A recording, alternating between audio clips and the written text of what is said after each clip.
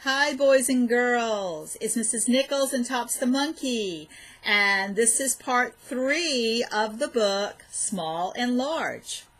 In part 1 we did a picture book walk and the story was read to you. Alright? In part 2, the primary text feature that was shown in this book was labels, and we discussed all the labels in the book with the pictures that go with them.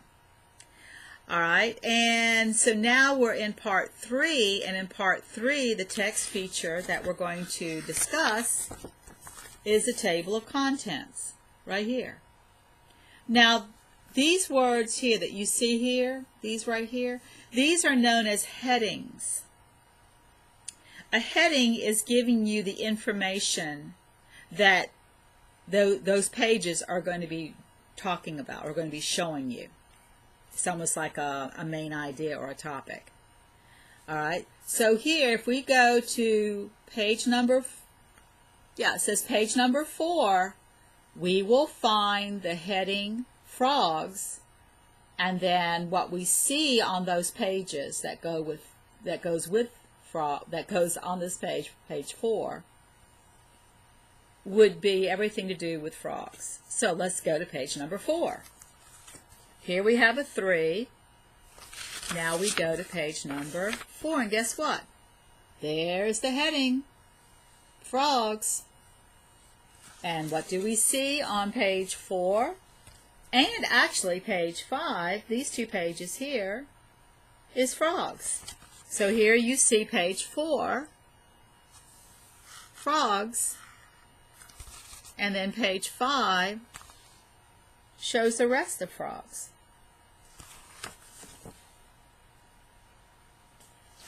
We go back to the table of contents, and we also see that we have bats will be found on page number 6.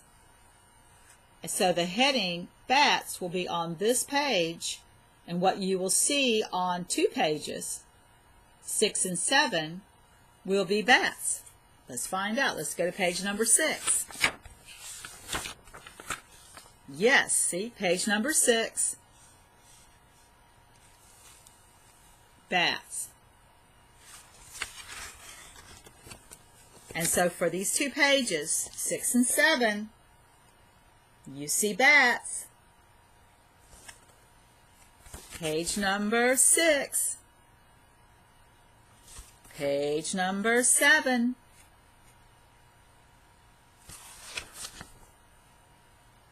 Bats. Now we could do that for every one of these.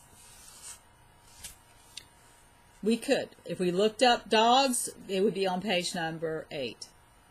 The heading for dogs would be on that page, just like it was for frogs and just like it was for bats.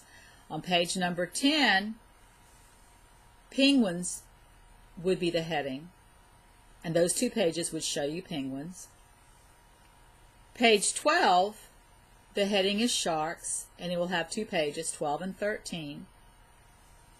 And then horses will be on page number 14, so the heading for horses will be on that page.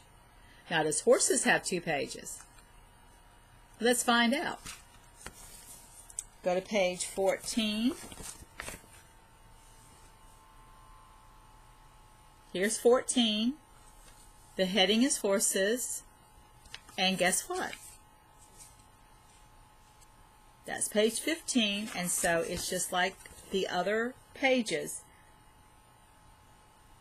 showing you having 2 pages for each of the headings. We'll go back to the table of contents again, contents, and we don't have anything else. It's not going to show you that last page, because when you go to the last page, there's no heading there. I don't see a heading. So this is like a closure for the book. It's a great way to close what was being presented in this book by using all the pictures onto the one page. It's like summarizing it. Alright, so in part 3, we covered contents. Content contains headings that will be found on the pages along with the page numbers telling you where to find that information. So how this works is if you didn't want to read the entire book and you were just simply interested when you opened the book and you saw the table of contents and you wanted to know about, let's say, penguins, let's say that you were very interested in penguins, you could skip these pages and go right to penguins and turn to that page so you could read about penguins where you didn't have to read about all the other animals. So we go to page number 10, and I wanted to learn about penguins. I would see that there's two pictures here, one showing you a small penguin, one showing you a larger penguin, both having labels to tell you the name of the penguin itself, what species of penguin it is. And then it has some words that you can read on both pages, giving you some additional information about the penguin. That's the beauty of having a contents page, because it really shows you what's in the book. And you don't have to spend time looking it up in the book to see if it's there. You can find out simply by looking at the contents to see what's in that book, and then you can go right to that page or pages. All right, so don't forget,